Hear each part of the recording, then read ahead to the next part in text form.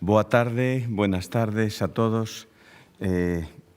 Presidenta del Consejo Social, nuestra conferenciante de hoy, Paula Gil, Carlos Piñeiro, responsable de inversión en la comunidad de sostenibilidad de Inditex, también la directora de la cátedra, Marta Rey. Buenas tardes, boa tarde a todas e a todos. É unha honra para min darvos a benvida a este Paraninfo da Universidade da Coruña nesta xornada tan especial, grazas por acompañarnos nesta clausura da 14ª edición de CESIS, na segunda sesión do ciclo en código aberto, iniciativas postas en marcha dentro da cátedra UDC Inditex de Sostenibilidade. En primeiro lugar, doulle a palabra a Marta Rey García, directora da cátedra Inditex UDC de Sostenibilidade. Moitas grazas, boas tardes a todos. Reitor, presidente do Consello Social, responsable de inversión en la comunidad de Inditex, presidente de Médicos Sin Fronteras España, autoridades, alumnado y alumni del CESIS, colegas, queridos amigos. Quiero dedicar mi breve intervención a agradecer sinceramente a todas las organizaciones y personas que han hecho posible que este 14º curso académico de la Cátedra de Inditex UDC de Sostenibilidad y de su curso experto en Sostenibilidad e Innovación Social haya sido un nuevo éxito. En primer lugar, desde luego, agradecer a Inditex su compromiso sostenido con la cátedra, financiándola en su integridad, aportando pro bono profesorado del máximo nivel como partner académico permanente del CESIS, del título propio de la cátedra, conectándonos además con referentes globales como MSF en el día de hoy o acogiendo a nuestro alumnado en visita a su sede corporativa. Es un verdadero privilegio y también un reto muy estimulante y transformador colaborar con las personas de Inditex para construir, innovando e intentando superarnos año a año un proyecto con vocación de excelencia como esta cátedra. Muchísimas gracias, Carlos, por todo vuestro apoyo. Agradecimiento también a nuestro rector y al presidente del Consejo Social, no solo por el incondicional compromiso institucional que fue el origen, es el origen y la razón de ser de esta cátedra, sino también por su implicación personal con ella y gracias, desde luego, siendo promovida por el Consejo Social, a Antonio Abril por guiar y apoyar permanentemente su actividad desde el año 2011. Gracias también a las casi 40 personas que este año han participado como profesorado y conferenciantes en esta 14ª edición. La última de ellas, Beatriz Martín, directora general de FAD Juventud, y gracias también a las 3 entidades colaboradoras de nuestros proyectos de aprendizaje-servicio, FADENGA, Plena Inclusión Galicia, Consellería de Medio Ambiente del Concello da Coruña e Ibercisa. Gracias también a Deloitte y a Management Solutions, partners académicos de la edición que clausuramos, así como a Norvento, al Laboratorio de Plásticos de la UDC, a la Fundación Pública Galega de Medicina Xenómica, Insertega, por acoger el alumnado del CESIS en las visitas a sus respectivas sedes. Agradecimiento también al extraordinario equipo humano de la cátedra, Alejandro Fernández, al frente de la Secretaría Técnica, apoyado en el aula por Marcos Freijomil en esta edición del CESIS, y a la profesora Vanessa Mato como tutora académica de los proyectos de aprendizaje-servicio, en los que hemos contado un año más con la mentoría de nuestros alumni. Su compromiso, su dedicación y su valía son extraordinarios y yo me siento encantada, la verdad, de poder trabajar con ellos. Me vais a permitir que os agradezca muy especialmente a la cohorte de alumnado que egresáis hoy por habernos elegido, por haber elegido a nuestro título propio, al CESIS, como vehículo para formaros y para transformar en materia de sostenibilidad e innovación social. Os felicito de corazón por haber completado el programa académico con éxito y os animo a comprometeros con la comunidad que formáis los 380 alumni de la cátedra. Ojalá aprovechéis las oportunidades que surgen de la contribución generosa de todos a esa red y a través de ella sirváis a la sociedad y sirváis al planeta en su transición hacia la sostenibilidad. Sabéis que las puertas de la cátedra están siempre abiertas para vosotros.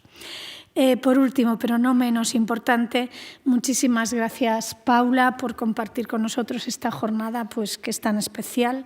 Gracias por tu generosidad, por haber accedido a impartir, además de la conferencia, la sesión de continuidad de la calidad de la que acabamos de celebrar. Agradecimiento que hago extensivo a Patricia, a Carla y a todo el equipo humano de MSF. Muchísimas gracias.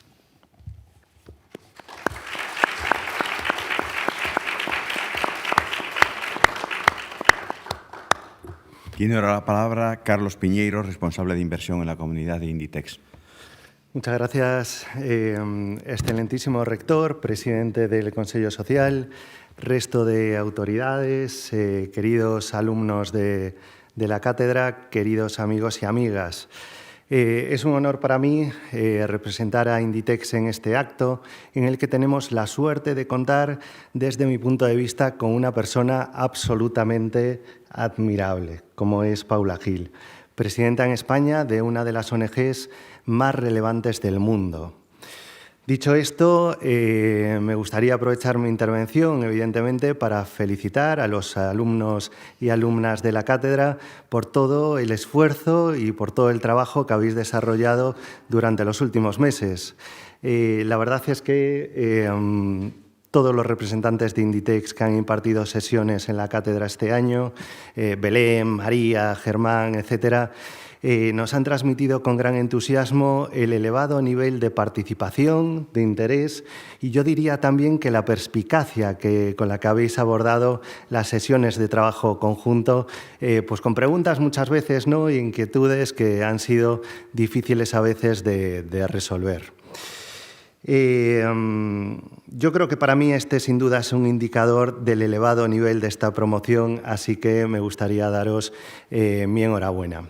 Tras estos meses de formación, yo creo que, espero por lo menos, que no solo hayáis incorporado los conocimientos, las habilidades que habéis adquirido en pues, los proyectos de aprendizaje-servicio, en los talleres, en las diferentes sesiones, sino que también hayáis integrado algo que para mí es mucho más valioso en cualquier faceta de la vida, pero especialmente en el mundo de la sostenibilidad, que es la capacidad de pensar de manera crítica, de adaptarse y de innovar. Estoy convencido de que estos elementos os van a hacer progresar en vuestra carrera profesional y os van a permitir seguir avanzando en vuestro compromiso con el desarrollo de la sociedad y el cuidado del planeta, que, por cierto, hoy, 5 de junio, celebramos el Día Mundial del Medio Ambiente, como probablemente pues muchos sabéis. Esta cátedra, Inditex UDC, creo que constituye una referencia actualmente en materia de formación en sostenibilidad e innovación social. Y yo creo que si ha sido posible es gracias a un enorme esfuerzo compartido, colectivo. Por ello, me gustaría agradecer al Consejo Social de la Universidad su labor durante todos estos años y especialmente a Antonio Abril, que es el auténtico ideólogo y promotor de este proyecto. Muchísimas gracias, Antonio. Quiero también tener una mención muy especial hacia el equipo rectoral, liderado por el rector Ricardo Cao, por su apoyo incondicional a esta cátedra y a todos los proyectos de colaboración Inditex UDC. Como Antonio nos ha repetido en multitud de ocasiones, y yo tuve la ocasión de escuchar esta frase hace 2 semanas, precisamente en una jornada aquí hace, pues yo creo que fue, ¿no?, UDC Conecta, se denominó. Él dijo una frase y a mí me la ha repetido muchas veces en sus años en Inditex: el futuro de la sociedad está en acercar universidad y empresa. En mi opinión, por la experiencia que tenemos en Inditex, la UDC representa un clarísimo ejemplo de este compromiso.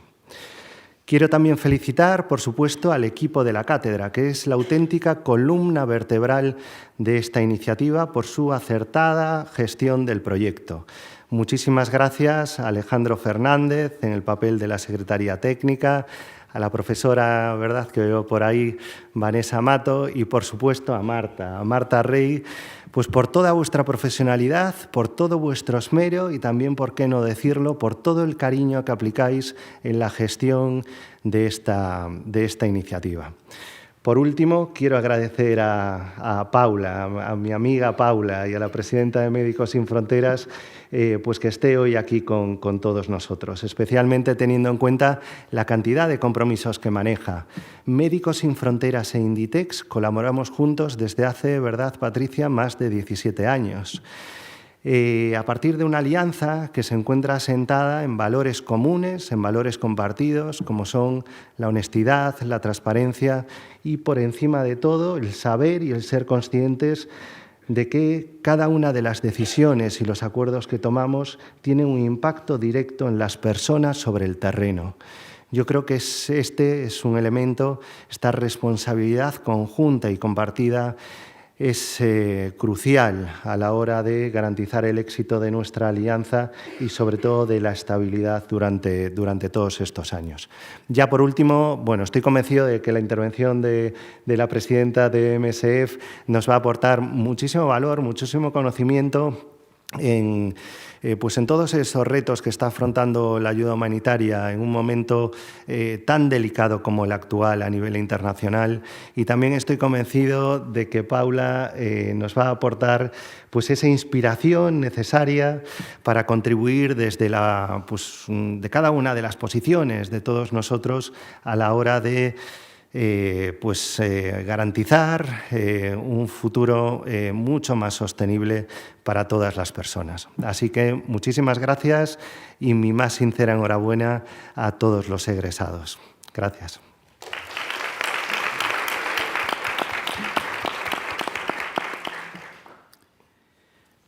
Buenas tardes de nuevo. Es para mí un verdadero honor y un placer abrir este acto, estar en este acto en nombre de la Universidad de A Coruña. Hoy celebramos la clausura de una nueva edición del curso de experto en sostenibilidad e innovación social, la 14ª edición, como decíamos al principio, y también clausuramos la segunda edición del ciclo en código abierto. Son iniciativas, como decía también al principio, puestas en marcha por la Cátedra Inditex UDC de Sostenibilidad. Enhorabuena a su directora, a Marta Rey, aquí presente, también a Alex, a todo el equipo de la cátedra. Felicitaciones también a todas las personas egresadas de CESIS, de este curso de experto que antes comentábamos en sostenibilidad e innovación social. Es una iniciativa que refleja el compromiso de esta universidad, de su Consejo Social y de la empresa Inditex con la formación transformadora, con la responsabilidad social y con el pensamiento crítico. Y lo hacemos en el marco del ciclo de conferencias en código abierto, como decía antes, que nos brinda la oportunidad de escuchar voces que inspiran y que actúan. Es un privilegio contar esta tarde con la presencia de Paula Gil Leiva, presidenta de Médicos Sin Fronteras España, quien nos hablará sobre los desafíos de la ayuda humanitaria en el actual contexto internacional, ni más ni menos. Médicos Sin Frontera es, sin duda, una de las organizaciones más admiradas y necesarias de nuestro tiempo. Su labor en zonas de conflicto, crisis humanitarias y desastres naturales es un ejemplo de valentía, rigor y compromiso ético. Allí donde la vida humana está amenazada, donde la atención médica escasea, donde el dolor se impone, Médicos Sin Fronteras está presente. Y lo está con profesionalidad, con humanidad y con una voz que no teme denunciar las injusticias. En estos momentos, cuando el mundo asiste con preocupación a tragedias como la que se vive en Gaza, el trabajo de Médicos Sin Fronteras adquiere una dimensión aún más urgente. Su presencia en el terreno, su capacidad para actuar en medio del caos y su defensa inquebrantable de la dignidad humana nos interpelan como sociedad y como universidad. Desde la UDC queremos expresar nuestro más profundo reconocimiento a Médicos Sin Fronteras y a todas las personas que, como Paula Gil, dedican su vida a proteger la de los demás. Y lo hacemos con la coherencia de una institución, como es la Universidad de A Coruña, que hace casi un año aprobó un manifiesto en defensa del pueblo palestino ante el genocidio que están sufriendo, reafirmando nuestro compromiso con los derechos humanos y la justicia internacional. Que su ejemplo, que el ejemplo de Médicos Sin Fronteras, nos inspire a seguir construyendo una universidad comprometida con el bien común, con la justicia social y con la paz. Moitas grazas a todos e a todas.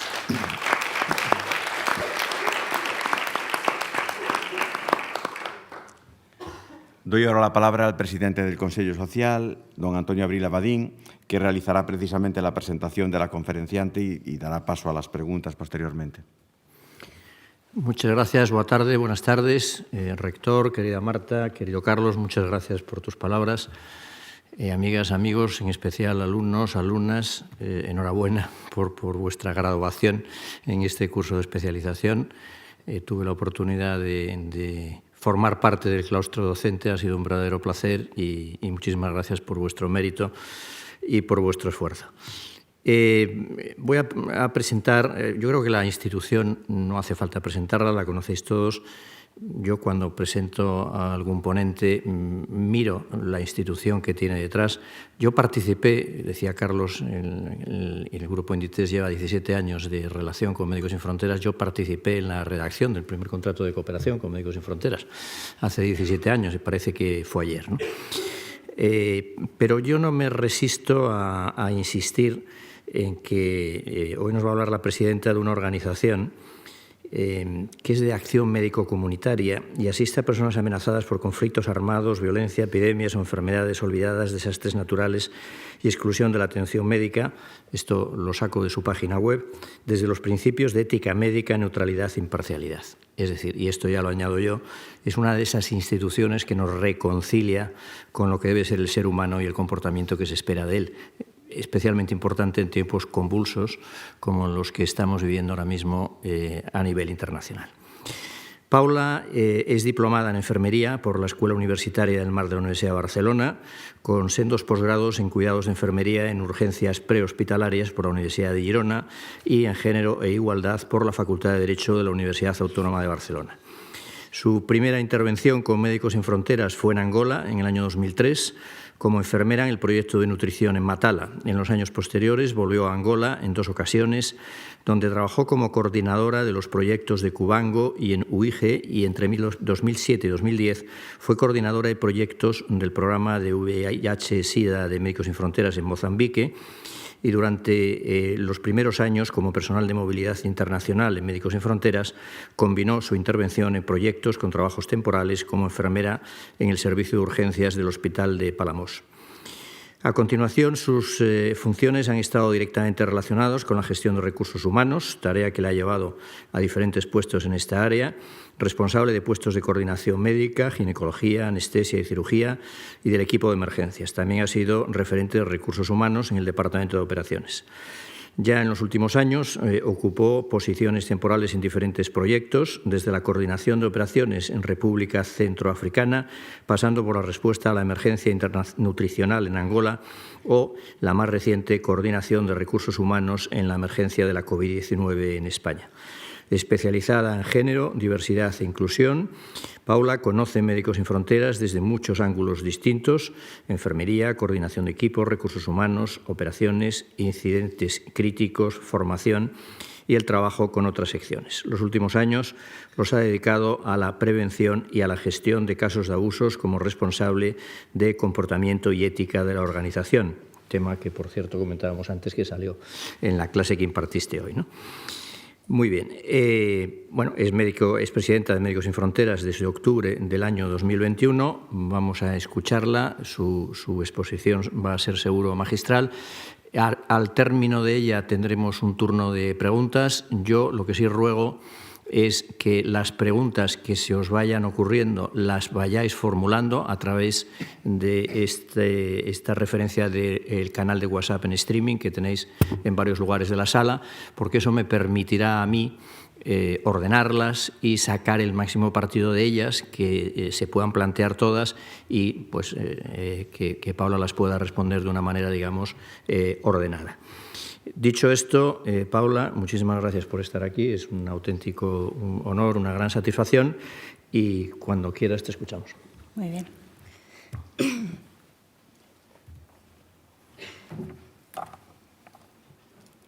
Bueno, primero de todo, muchísimas gracias por vuestras palabras, que me emocionan muchísimo, la verdad. Una no se acostumbra, ¿no?, a representar a esta organización y a llevarse siempre los premios, ¿no? Pero ese reconocimiento lo intento trasladar siempre a mis compañeros y a mis compañeras que están trabajando en los lugares más difíciles del mundo. Es muy emocionante poder estar aquí representando a esta organización. Buenas tardes a todos, a todas, tanto aquellos que estáis presencialmente hoy aquí como aquellas personas que están conectadas en streaming. Muchísimas gracias por acompañarme. Quería dar las gracias a la Cátedra de Inditex y a la UDC por invitarme a esta sesión. Quiero agradecer también, por supuesto, a Inditex por la confianza que depositan en nuestra organización después de tantos años, casi 2 décadas de apoyo, y sobre todo por la solidaridad incondicional con las personas a las que asistimos. A las y a los estudiantes que culmináis hoy vuestra formación, ha sido un enorme placer compartir la sesión que habríamos necesitado 3 horas para completar, mínimo, por la cantidad de preguntas y contribuciones que habéis hecho. Y deciros que me parece de un extraordinario valor que hayáis decidido formaros en esta área de innovación social y de sostenibilidad para trabajar en empresas o en el tercer sector, quién sabe si algún día en Médicos Sin Fronteras. Y cuando acabe mi intervención yo creo que entenderéis por qué os lo digo, por qué tiene tanto valor que hoy, tal y como están las cosas, hayáis optado por este camino. Permitidme que empiece esta intervención hablando de Gaza. En diciembre, justo antes del fugaz alto el fuego, conseguí entrar en Gaza a visitar los proyectos que tenemos en la franja. Mi visita tenía básicamente 2 objetivos. El primero, conocer de cerca las actividades que Médicos Sin Fronteras hace en la franja, y el segundo, mucho más importante, tratar de reconfortar a mis compañeros y a mis compañeras gazatíes y a los pacientes. Durante mi visita pude comprobar en primera persona en lo que Gaza se ha convertido después de 19 meses de continuos bombardeos, desplazamientos y bloqueos, un amasijo de ruinas, dolor y crímenes de guerra. Yo, afortunada, pude salir y regresar a casa con mi familia para Navidad, pero no pude celebrar nada. De hecho, sigo sin poder celebrar nada. Es terriblemente doloroso ver 2 millones de personas viviendo en condiciones infrahumanas, atrapadas en un lugar en el que están en constante peligro, no porque sean escudos humanos, como algunos sin ningún tipo de conocimiento sobre el contexto de Oriente Medio se aventuran a decir, sino porque las autoridades israelíes no les permiten salir.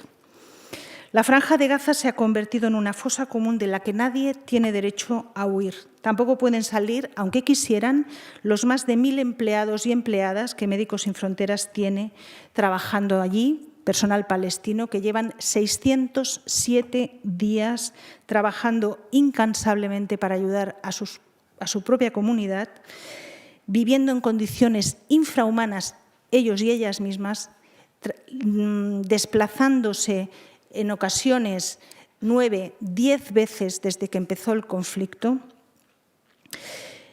sufriendo, por lo tanto, continuos desalojos ante la inminencia de los bombardeos. En Gaza, las órdenes de evacuación del ejército israelí llegan a la población por mensaje de texto solo minutos antes de que caigan las bombas. Lo que sucede es tan maquiavélico que incluso se están atacando directamente vehículos esenciales como excavadoras, ambulancias, camiones cisterna, camiones de basura. Sin ellos no se puede rescatar a los heridos ni recuperar los cuerpos bajo los escombros, ni acceder al agua tan importante. Están destruyendo deliberadamente todo lo que permite la vida. Los 2 últimos meses tras la ruptura del alto el fuego han sido especialmente duros. Decenas de colegas humanitarios y personal sanitario han sido asesinados, muchos en los numerosos ataques a hospitales en los que estaban tratando de cuidar a la población, otros cuando iban a rescatar a personas heridas tras los bombardeos.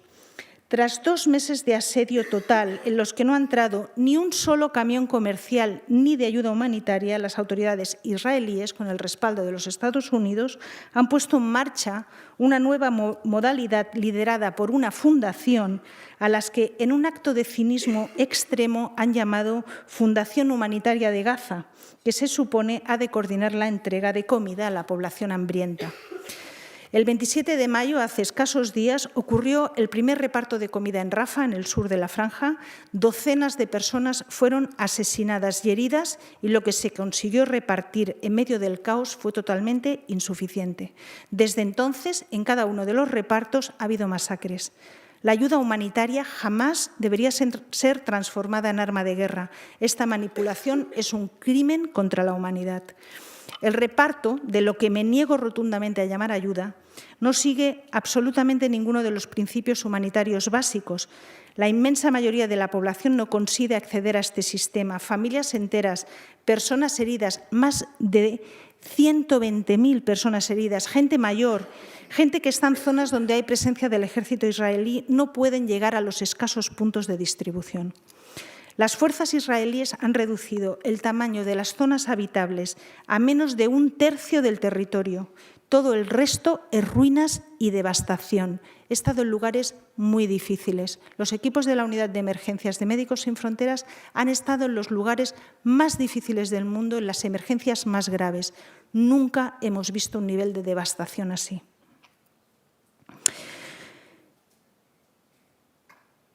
Mientras os hablo, el 70% del territorio de Gaza está bajo órdenes de evacuación o designado como zona militar prohibida. El número de muertos sigue aumentando, los incidentes con víctimas múltiples se multiplican y, sin embargo, los movimientos de los equipos humanitarios y médicos dentro de Gaza se ven cada vez más limitados por la velocidad de los bombardeos. Mientras esto sucede, de momento, seguimos trabajando. ¿Hasta cuándo? No lo podemos saber. Pero de lo que sí somos muy conscientes es que cualquier día podemos encontrarnos en el lugar equivocado, en el momento equivocado, como lo estuvieron los 11 compañeros de MESEF asesinados durante estos meses. La limpieza étnica de la población palestina en Gaza se está produciendo ante nuestros ojos y las personas secuestradas por Hamás, de las que no nos olvidamos, lo siguen estando. Mientras, quienes podrían poner fin a tanta locura observan lo que sucede con indiferencia, con obscena complicidad o con un frío cálculo financiero o político. Es un mensaje escalofriante para futuras generaciones y para toda la humanidad. No importa que seas de derechas o de izquierdas. No importa si tu fe es cristiana, judía, musulmana. Lo que está sucediendo en Gaza lo llevaremos a cuestas para siempre, porque nadie está siendo capaz de pararlo. Médicos Sin Fronteras es, por principios, una organización humanitaria neutral. Quiero que esto quede bien claro. Pero la neutralidad no es para nosotros sinónimo de silencio. Por desgracia, el absoluto desprecio por la población civil no solo sucede en Gaza. En el planeta, 1.500 millones de personas viven en zonas donde hay guerra o conflicto armado. En Sudán se cumplen ya 2 años desde que comenzó una guerra que parece estar centrada en infligir el mayor daño posible a la población civil y que amenaza ya con extenderse a Sudán del Sur. La guerra de Sudán es una guerra contra las personas.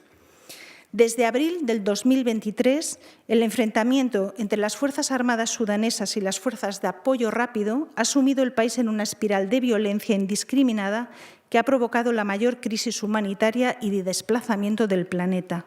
Más de 12 millones de personas han sido forzadas a abandonar sus hogares y a huir a zonas dentro y fuera del país. Las heridas y la devastación que esta guerra está produciendo tardarán generaciones en sanarse. Chad, uno de los países más pobres del mundo, que tiene una frontera de 1.360 kilómetros de largo con Sudán, en cuestión de días se convirtió en el mayor receptor de refugiados del Sudán. Esa frontera es un lugar desértico donde prácticamente no hay reservas de agua y muy poca comida, donde la población autóctona chadiana tiene enormes dificultades en su día a día, pero que todo y con eso han mostrado más humanidad que todos los políticos occidentales juntos, acogiendo a cerca de 800.000 personas en su tierra. El problema es que la respuesta humanitaria es insuficiente, que ha llevado a todas estas personas a vivir en campos mal equipados donde a duras penas se consiguen cubrir las necesidades más esenciales. Esta guerra es completamente invisible en los medios y en la agenda internacional. En cambio, la guerra de Ucrania sí que ha acaparado los focos mediáticos, pero igualmente sigue siendo una guerra, donde la violencia parece no tener fin, donde la población ucraniana lleva ya mucho tiempo, demasiado, con su vida en pausa, sin saber cuándo terminará el horror en el que viven. Mientras, las conversaciones de paz parecen estar estancadas y los fracasos de las mesas de negociación se transforman en ataques directos contra ciudades y pueblos. A día de hoy, palabras como hambruna, masacre, genocidio, limpieza étnica no consiguen movilizar a los Estados, más preocupados por la cuestión arancelaria y por armarse hasta los dientes que por apagar el ruido de los tambores de guerra. Hubo un momento en la historia en que se creyó que el derecho internacional humanitario frenaría lo peor de la condición humana, que serviría de contención a la brutalidad. Hoy se ha convertido en un marco que los perpetradores de la violencia consideran irrelevante. Y con mucha preocupación podemos decir que está enterrado bajo los escombros de Gaza, convertido en cenizas en los hospitales arrasados en Sudán o en papel mojado cada vez que hay un naufragio en el Mediterráneo. Día tras día, ejércitos gubernamentales y actores armados han ignorado abiertamente todas las normas de la guerra. Se destruyen hogares, hospitales, escuelas. Hay restricciones continuas a la atención médica, los alimentos, el agua potable. Se obstruye la posibilidad de acceder a las poblaciones. Se impide que la ayuda humanitaria sea efectiva. Se ataca al personal de las organizaciones de ayuda y al personal sanitario. Y lejos de tomar medidas para proteger a la población civil, se le coloca en el punto de mira de drones, bombardeos y artillería. En 2024, según datos de la Organización Mundial de la Salud, se registraron, atentos, cerca de 1.700 ataques directos a hospitales, ambulancias, centros de salud, personal sanitario o pacientes, donde murieron 944 personas, también en Ucrania, también en Europa. Pero solo durante los primeros 5 meses de 2025 ya se han reportado cerca de 500 ataques y son más de 1.000 los muertos registrados entre personal médico, personal de las ambulancias y pacientes. Estos ataques son excepcionalmente graves, no solo por su brutalidad, sino por la profunda indiferencia que causan. No hay un fuerte impulso político y ciertamente no hay una acción concreta para castigar a los perpetradores. Todos estos ataques deberían ser recibidos con conmoción, movilización, con el inicio de investigaciones independientes para cada uno de ellos que permita identificar a los responsables y se deberían aplicar las leyes y las convenciones internacionales existentes. Casi parece inútil plantear la pregunta: ¿qué está impidiendo que esto suceda de nuevo? Incluso ahora mismo, mientras estoy aquí contándolo. Hoy, ante un asalto sin precedentes a las organizaciones multilaterales, a las Naciones Unidas, a las instituciones legales, ejemplificado por el creciente número de países que se oponen a la Corte Penal Internacional, asistimos a un desmantelamiento deliberado de los propios canales de rendición de cuentas. Desde Médicos Sin Fronteras pedimos a todas aquellas personas que aún creen en la humanidad y en la solidaridad que condenen enérgicamente estos ataques. Nadie debería morir mientras rescata a un herido, mientras está tratando de hacer una intervención quirúrgica o está cuidando de un paciente hospitalizado. Sin embargo, nuestra incapacidad para agitar determinadas conciencias y movilizar una acción política real nos deja día a día una profunda sensación de desesperanza, muchas dudas sobre qué decir, cuándo decirlo, a quién, de qué manera, en qué foros y un nudo permanente en la garganta, fruto de la indignación que sentimos al ver padecer tanto a la gente y conseguir tan poco. Tal y como evoluciona el mundo, tenemos la obligación de señalar con claridad lo que está en juego, a los responsables, sus cómplices y a todas las personas que tratan de justificar lo injustificable. Posicionarnos de forma firme y sin matices es un acto de responsabilidad ética y humana. Desde principios de año, la retirada abrupta y politizada de los principales donantes gubernamentales está provocando un vacío humanitario devastador. Lo que antes eran compromisos que se cumplían siempre a medias, todo hay que decirlo, hoy se traduce en contratos cancelados, subvenciones congeladas y estructuras de apoyo hechas trizas. La ayuda exterior, que siempre fue una herramienta geopolítica, no nos engañemos, subordinada a intereses geopolíticos estratégicos, es ahora también un instrumento más en el negocio de la seguridad y la coacción.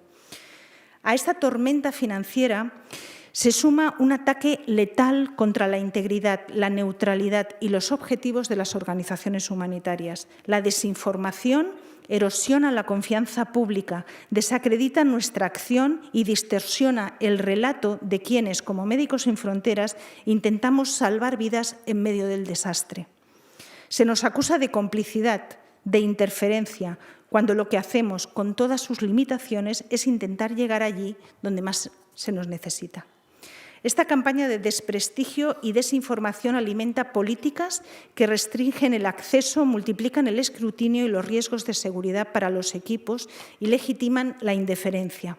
Todo esto ocurre en un escenario donde la ley internacional se erosiona, los derechos se vulneran, la migración se criminaliza y la acción climática se posterga. La dependencia crónica de unos pocos donantes gubernamentales ha amplificado el impacto de estos recortes y el sistema de ayuda humanitaria, que ya era disfuncional, se tambalea hasta sus cimientos. Esta crisis del sistema de ayuda humanitaria es profundamente política y sus consecuencias se sienten en cada centro médico que no recibe suministros en zona de conflicto, en cada programa de salud sexual y reproductiva que se cierra o en los campos de poblaciones desplazadas de cualquier lugar del mundo. Este cierre en banda a la humanidad y a la solidaridad con la población del mundo llega como culminación de varios años de estancamiento de los fondos, hasta el punto de entrar en el mayor déficit desde el comienzo del siglo. Desde hace años vemos un grave problema de financiación humanitaria, donde las llamadas de Naciones Unidas a los países donantes para cubrir las necesidades de las poblaciones que se encuentran en situación de conflicto, desplazamiento, hambruna o epidemia quedaban ignoradas. En 2023 solo se consiguió el 45% de todos los fondos a nivel mundial para cubrir las necesidades humanitarias.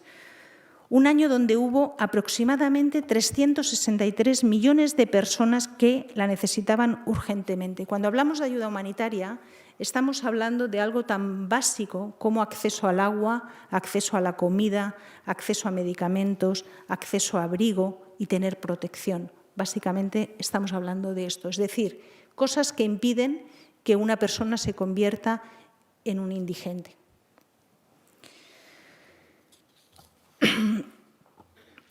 La orden de la administración Trump de desmantelar la Agencia de Cooperación Internacional de los Estados Unidos ha desatado un verdadero tsunami en el sector humanitario. Estados Unidos ha sido durante mucho tiempo el principal financiador de la salud mundial y de los programas humanitarios.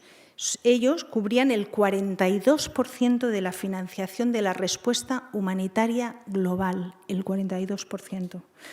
A modo de ejemplo, en 2024 Estados Unidos financió el 48% del presupuesto total del Programa Mundial de Alimentos, casi la mitad, el 51% de la Organización Internacional de Migraciones, el 57% de la Agencia de la ONU para los Refugiados, el ACNUR. Estamos ante una crisis sin precedentes y estos recortes no han sucedido de forma aislada. Otros donantes gubernamentales importantes también han decidido reducir sus presupuestos de ayuda, debilitando todavía más la financiación humanitaria global. Por ejemplo, Alemania, que ha anunciado un recorte de más de 2.000 millones en sus presupuestos de desarrollo, los Países Bajos, que planean una reducción del 30% de aquí al 2030, Reino Unido, que ya ha anunciado una reducción adicional del 40%. Y así prácticamente todos los países de Europa Occidental. Esta disrupción amenaza con revertir décadas de avances y poner en peligro la vida de millones de personas, particularmente aquellas que se encuentran en una situación de mayor vulnerabilidad o están en lugares de conflicto. Estamos hablando de personas que se encuentran en Afganistán, Etiopía, Haití, Nigeria, República Democrática del Congo, Sudán, Sudán del Sur, Ucrania, grandes territorios sumidos en profundas crisis y que dependen de la ayuda internacional. Y estos recortes van mucho más allá de la ayuda directa a las personas. También está afectando la infraestructura del sistema humanitario, es decir, la capacidad logística, la cadena de suministro. Es un golpe mortal a todo el ecosistema. El aumento de los costes de transporte pone en jaque la llegada de insumos clave a lugares remotos de África y Medio Oriente. A causa de los recortes, redes internacionales de suministro sostenidas y auspiciadas por Naciones Unidas han desaparecido. Por ejemplo, el UNAS, que es la agencia que se dedica a los vuelos humanitarios, vuelos que son clave para llegar a zonas remotas de África o, por ejemplo, a zonas inaccesibles en zonas de conflicto en otros lugares del mundo. Médicos Sin Fronteras es totalmente dependiente de estos vuelos. Vuelos que nos permiten llegar a lugares a los que solo se puede acceder por aire, o bien porque no existen carreteras, o bien porque están rodeados de conflicto y guerra y es demasiado peligroso llegar a ellos por tierra. También se están desmantelando los servicios que desde Naciones Unidas garantizan la coordinación y la gestión de seguridad para las organizaciones humanitarias. Esto podría conducir a una reducción significativa de la presencia de organizaciones internacionales en zonas de conflicto, donde el riesgo para el personal es muy alto. Para que os hagáis una idea, los sistemas de notificación se están desmantelando. Es decir, si yo estoy trabajando en un hospital, doy las coordenadas de ese hospital a Naciones Unidas para que ellos intervengan y compartan esas coordenadas con los ejércitos. Todo eso se está desmantelando.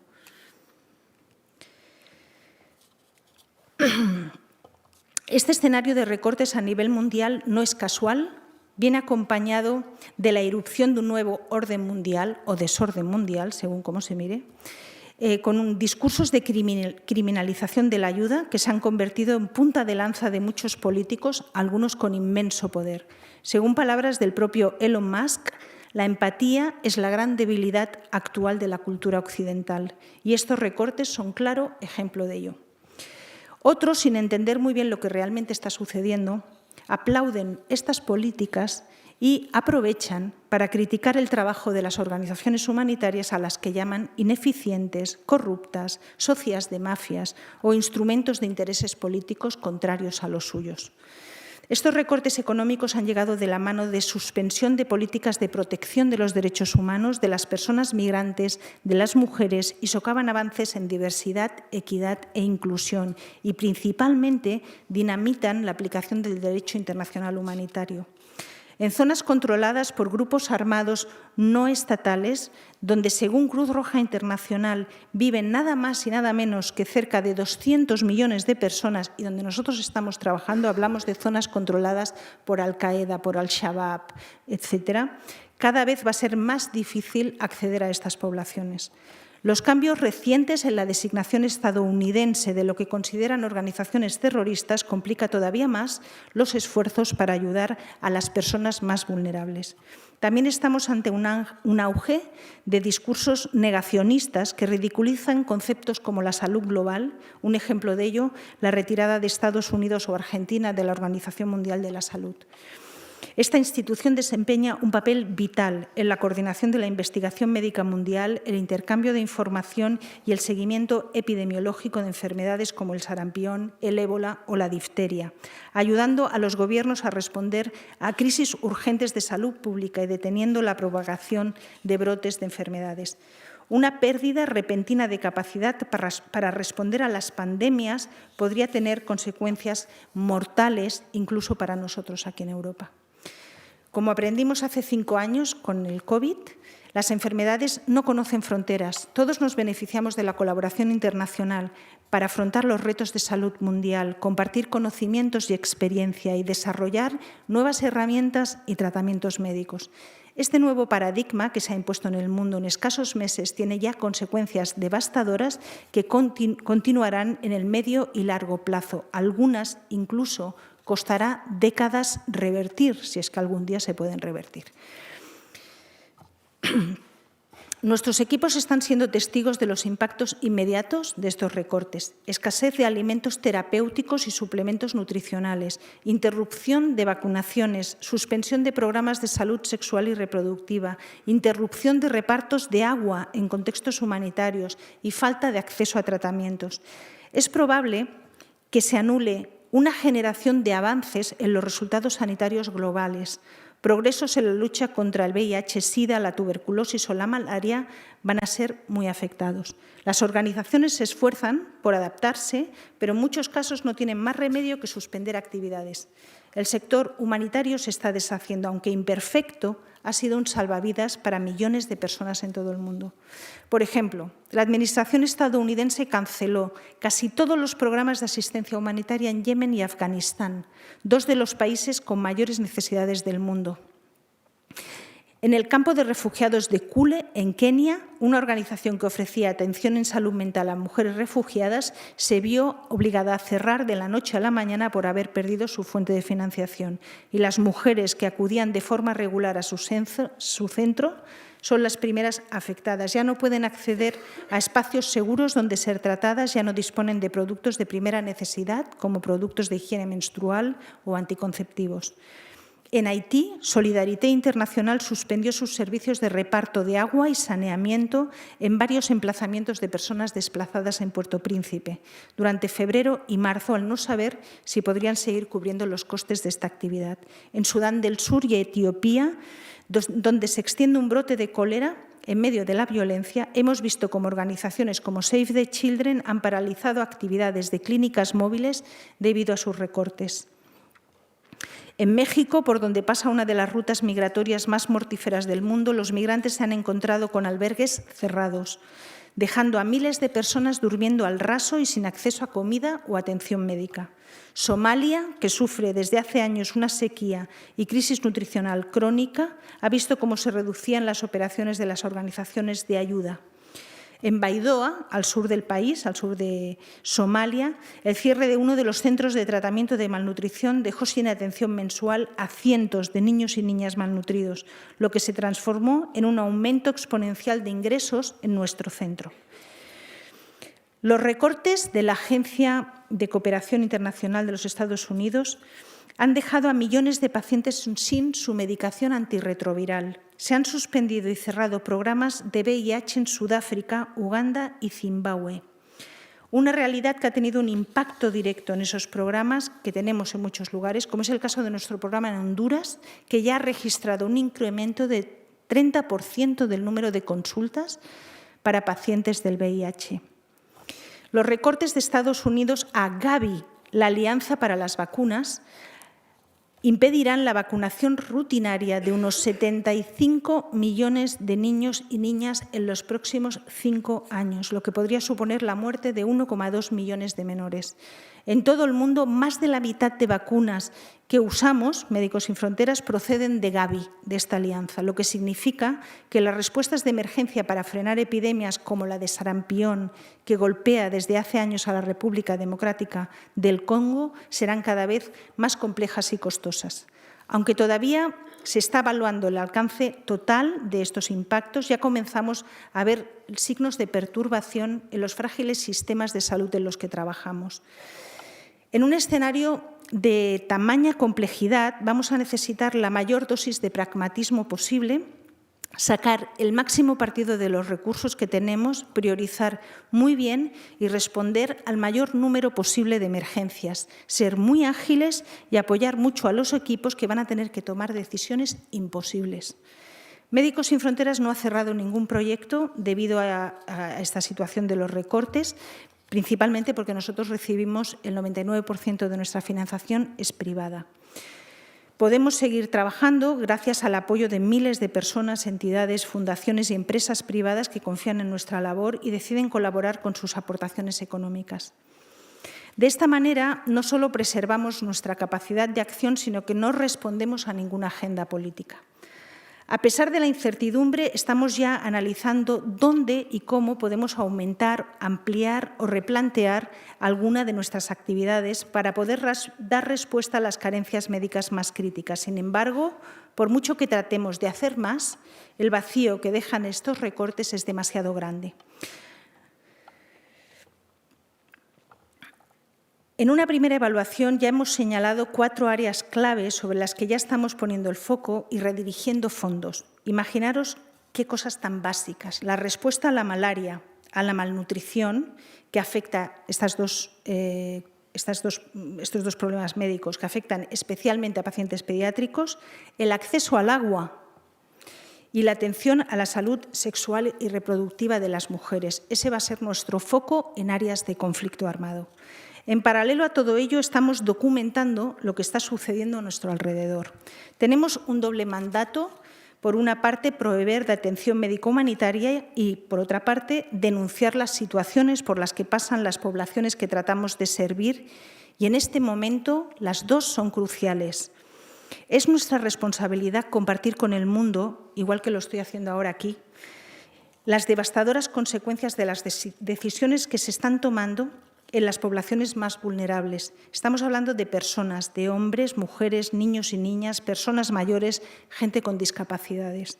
Nuestro papel como personal sanitario es defender a las personas más afectadas y debemos resistir a las presiones para censurar nuestra voz o diluir nuestro mensaje. Defender públicamente nuestros principios y valores es fundamental para nuestra identidad y crucial para proteger la confianza que nuestros pacientes, las comunidades y quienes nos ayudan con sus aportaciones hacen que sea posible nuestro trabajo. En tantos y tantos lugares ya no basta con ser testigos y actores de denuncia. De alguna manera, en nuestro empeño por seguir apostando por la solidaridad, por la humanidad y por el respeto del derecho internacional humanitario, nos estamos convirtiendo en un agente de resistencia y una muestra clara de que es posible construir alternativas. Nos avalan millones de personas comprometidas en todo el mundo que confían en nuestro trabajo, 7,3 millones de personas a las que agradecemos infinitamente que formen parte de este movimiento. Quería daros las gracias por estar aquí, gracias a aquellas personas que nos apoyan, que sé que además en Galicia son muchas. Y gracias también por ofrecerme este altavoz para poner de manifiesto los difíciles retos que tiene la ayuda humanitaria hoy. Tenemos la confianza de que podemos superar estos momentos de incertidumbre, pero no podemos hacerlo solos. Contamos con la sociedad civil, con vosotros, con vosotras, para ampliar este mensaje, para que podamos seguir defendiendo valores tan necesarios como la empatía, la solidaridad y la humanidad. Muchas gracias.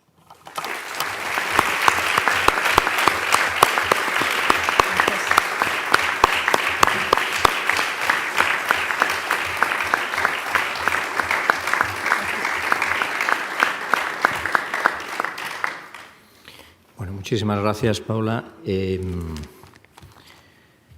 A mí me cuesta hablar después de lo que hemos oído, porque realmente es tremendo. Te planteas, no sé si la suerte o la fortuna que la providencia te ha deparado de nacer en un país como España y no vivir directamente estas situaciones, y a veces nos quejamos incluso de la situación que tenemos, ¿no? Bueno, vamos a ver. Trato de resumir las diversas preguntas que hay. Hay más de una que se refiere concretamente al genocidio de Gaza. Y de alguna manera la pregunta sería ¿por qué ningún país ni organización internacional es capaz de parar a Israel? ¿Qué está fallando y qué se puede hacer? Las preguntas son todas muy complejas, ¿eh? De alguna manera ya las has respondido, las has de alguna manera analizado las causas que las determinan, pero bueno, yo la traslado. Ojalá tuviera yo una bola mágica y pudiera contestar a esta pregunta, que no la tengo, ¿no? Nosotros tenemos dos cosas. Una, el compromiso de estar en Gaza hasta que no podamos más, que no sabemos cuándo va a ser eso, a lo mejor dentro de poco. Por ejemplo, en el norte de Gaza nos queda combustible para 3 semanas y no nos dejan pasar más combustible. Donde no hay red eléctrica no puedes hacer funcionar un hospital. Entonces tenemos un hospital pequeñito en el norte de Gaza, una maternidad y pediatría, que igual puede ser que en 3 semanas tengamos que cerrar. Esa es una de las actividades. Estamos en otras zonas de Gaza. Nuestro compromiso es estar allí, ¿por qué? En primer lugar, porque prestamos una ayuda, claramente, estamos haciendo una labor médica, también porque somos testimonios de lo que está sucediendo y también porque tenemos un compromiso con nuestros compañeros y nuestras compañeras que no pueden salir. En cierta manera estamos un poco atrapados también. Pero llegará un momento, si la situación se pone peor a nivel de seguridad, que no nos va a quedar más remedio que cerrar las operaciones que tenemos allí, con todo el dolor que eso va a suponer para todo el mundo. Hay mucha tensión también dentro de Médicos Sin Fronteras. Hay mucho dilema, ¿no?, de qué hacemos, por qué somos cómplices de alguna manera de lo que está sucediendo, le estamos haciendo el trabajo a las autoridades israelíes. Hay también compañeros judíos dentro de Médicos Sin Fronteras que se sienten fatal con todo esto que está pasando y que incluso acusan a Médicos Sin Fronteras de falta de neutralidad desde dentro. Imaginaros qué compleja, ¿no?, la situación. Es muy difícil. Hemos hecho todo tipo de llamamiento. Nuestro secretario general estuvo en el Consejo de Seguridad de Naciones Unidas exponiendo esta situación. Nos hemos reunido de manera bilateral con todo tipo de delegaciones que os podáis imaginar, con gobiernos, Emiratos Árabes Unidos, con Qatar, en fin, con Egipto. Estamos presentes en todos los foros. Hemos hecho movilizaciones. Pero nosotros no podemos parar esto. Y creo que si toda la sociedad se moviliza, quizá podamos empezar a promover algún cambio, ¿no? Sobre todo yo hago un llamamiento a aquellas personas que siguen con fe ciega a determinados sectores políticos que por alguna extraña razón se posicionan a favor de Israel en estos momentos, ¿no? Algo que no tiene absolutamente ningún sentido por lo que está sucediendo, ¿no? Yo invito a esas personas que reflexionen, ¿no?, porque creo que estos dirigentes están haciendo un flaco favor a la población y en realidad, pues, cuanto más claro tengamos que lo que está sucediendo es inaceptable, yo creo que antes podrá acabar, ¿no? Mientras todavía haya quien piense que no es para tanto, que son culpables, que se deshumaniza a la población de Gaza, pues esto va a continuar. No podemos olvidarnos de Cisjordania, donde también pues han muerto mucha gente, hay miles de personas detenidas y cuando en Gaza hay un alto el fuego empiezan los problemas se agudizan los problemas en Cisjordania. Esto es un problema, es una situación muy grave. No sé si vamos a ver una solución, no lo sé.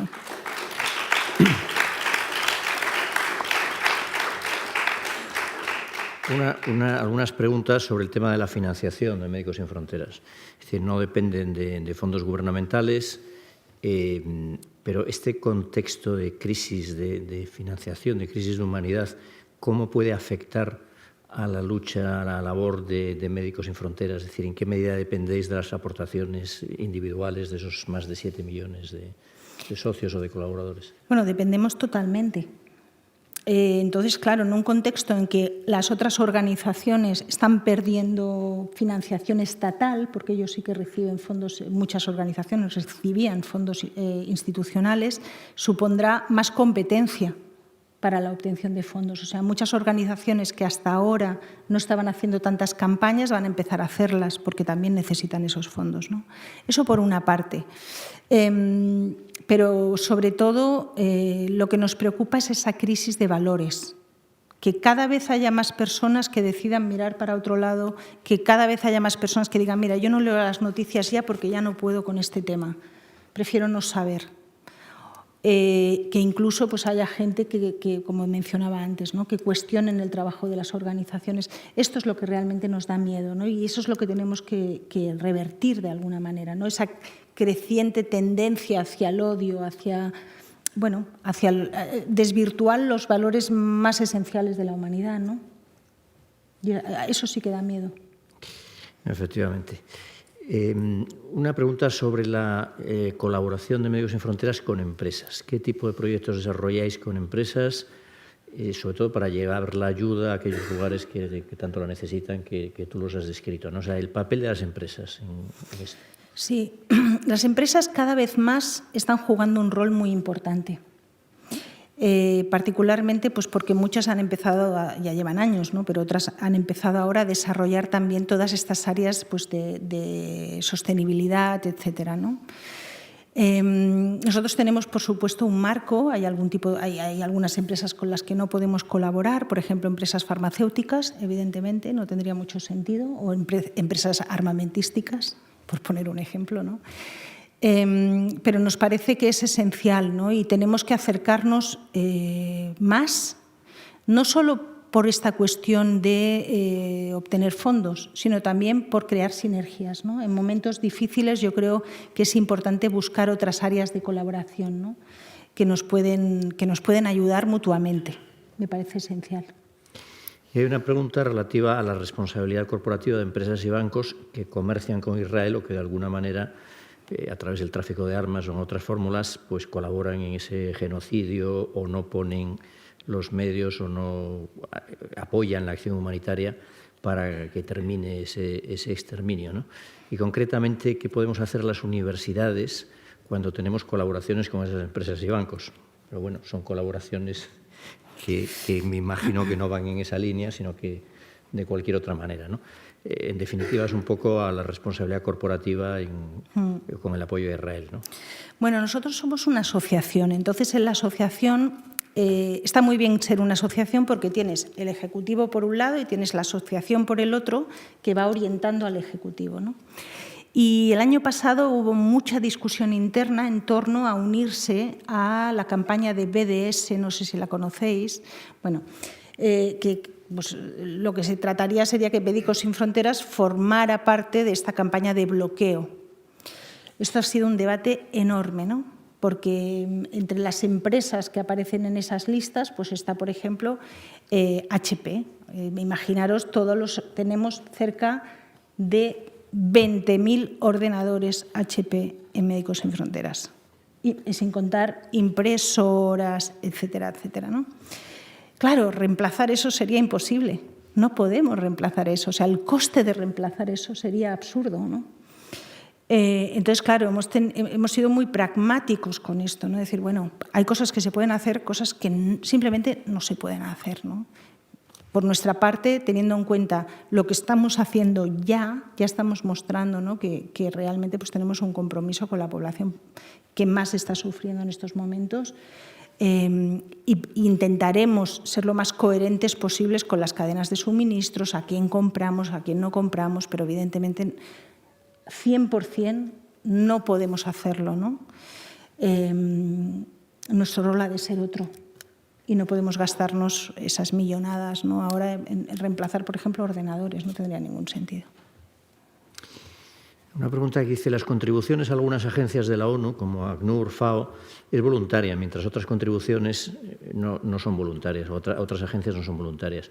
¿Es hora de cambiar esta política o el sistema de vetos y poderes dentro de la ONU lo hace casi imposible? Bueno, el sistema de ayuda humanitaria ya estaba pidiendo a gritos una reforma. Bueno, de hecho, el sistema global, Naciones Unidas, en su funcionamiento, creo que está pidiendo a gritos una reforma, ¿no?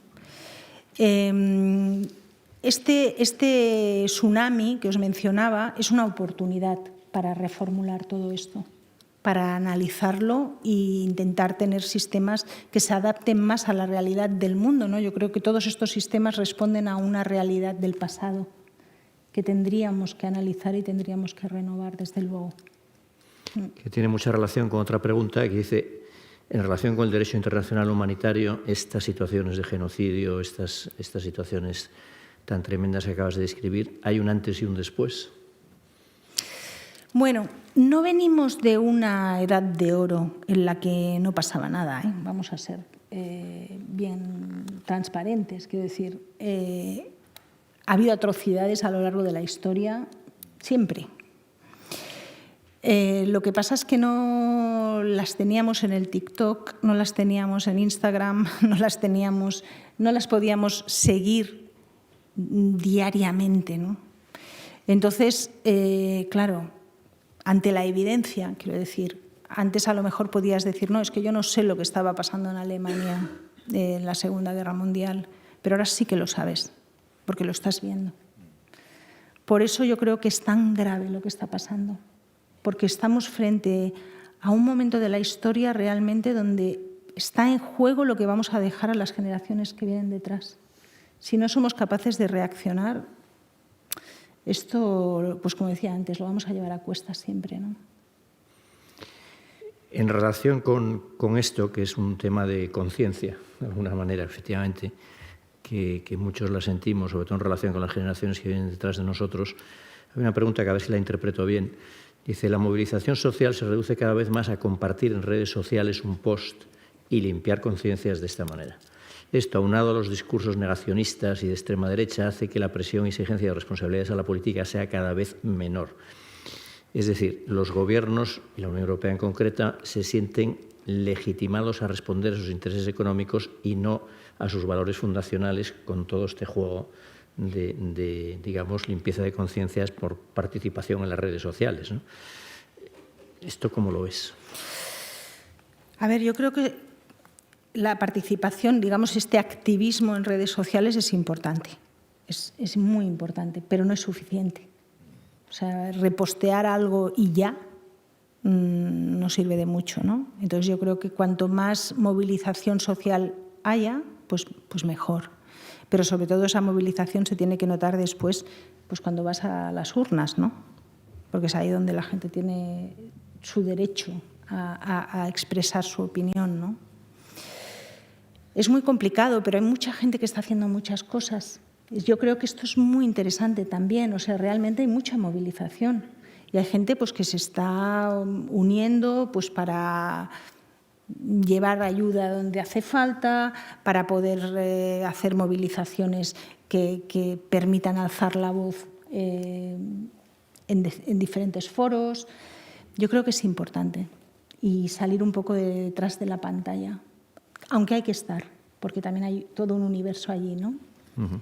Y sobre todo no perder tiempo contestando a quienes inundan las redes con odio, ¿no? Porque eso no lleva a ningún sitio. Es canalizar una energía ahí muy equivocada, hay que llevarla para otro lugar. Bueno, ya una última pregunta. Al margen de la expresión ayuda humanitaria, la palabra que más veces sale en las preguntas es esperanza. Fíjate. Y hay una pregunta que resume muy bien la situación. Dice, ¿ves alguna puerta abierta a la esperanza? Pues yo sí, yo intento ser muy positiva siempre. Yo tengo una gran esperanza y son las generaciones que vienen detrás. O sea, yo creo que la gente más joven está mucho más preparada, concienciada, sobre todo, voy a decirlo, las mujeres, eso es así.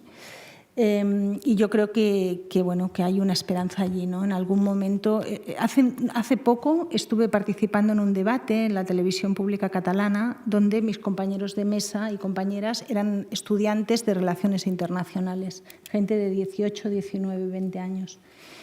Y me pareció maravilloso, ¿no? Porque decían, es que nos están queriendo llevar a una guerra que yo no sé ni de lo que va, ¿no? ¿Qué me estáis contando, no?